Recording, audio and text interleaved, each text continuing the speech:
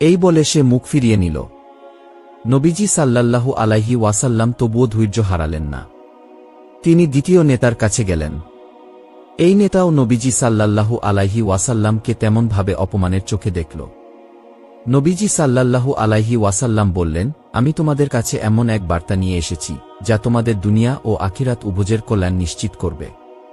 যদি তোমরা আমাকে সাহায্য করো তবে তোমরা সম্মানিত হবে এবং পরকালে জান্নাত লাভ করবে। দ্বিতীয় নেতা হেসে বলল, আমি যদি তোমাকে নবী হিসেবে স্বীকার করি তাহলে আমি কাবার গিলাফ ছিঁড়ে ফেলব।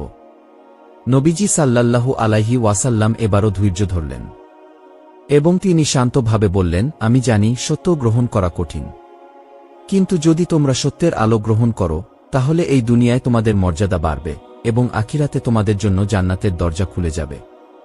কিন্তু সেই নেতা বলল, তুমি যদি সত্যিই আল্লাহর নবী হও তাহলে যাও, তোমার আল্লাহকে বলো আমাদের ধ্বংস করে দিতে। নবীজি সাল্লাল্লাহু আলাইহি ওয়াসাল্লাম তখনও কোমল কণ্ঠে বললেন, আমি ধ্বংসের জন্য আসিনি, আমি এসেছি কল্যাণের বার্তা নিয়ে। কিন্তু দ্বিতীয় নেতাও তাকে বিদ্রূপ করে তাড়িয়ে দিল। তৃতীয় নেতার সাথে সাক্ষাৎ ছিল সবচেয়ে বেশি অবমাননা। নবীজি সাল্লাল্লাহু আলাইহি ওয়াসাল্লাম এরপর তৃতীয় নেতার কাছে গেলেন। তারপর তিনি নেতাকে বললেন, আমি তোমাদের জন্য শান্তি ও কল্যাণের বার্তা নিয়ে এসেছি। আমি চাই তোমরা সত্যের পথে আসো, যা আল্লাহর পথ। আমি চাই তোমরা এমন এক ধর্ম গ্রহণ করো যেখানে অন্যায় নেই, যেখানে দয়া ও ন্যায়ের শাসন থাকবে।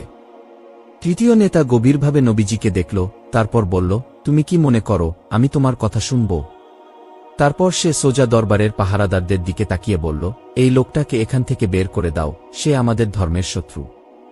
নবীজি সাল্লাল্লাহু আলাইহি ওয়াসাল্লাম এবারও ধৈর্য হারালেন না।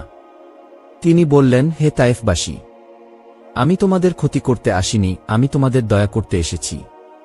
আমি চাই তোমরা সত্য গ্রহণ করো যাতে তোমাদের আখিরাত সুন্দর হয়। আমি চাই তোমরা এমন এক আল্লাহকে বিশ্বাস করো যিনি একজন, যিনি দয়ালু, যিনি তোমাদের কল্যাণ চান। কিন্তু তারা তার কথায় কান দিল না, বরং তাদের নেতারা সিদ্ধান্ত নিল একে কেবল প্রত্যাখ্যান করলেই হবে না, একে অপমান করো, যেন সে আর কখনো সত্য প্রচারের সাহস না করে।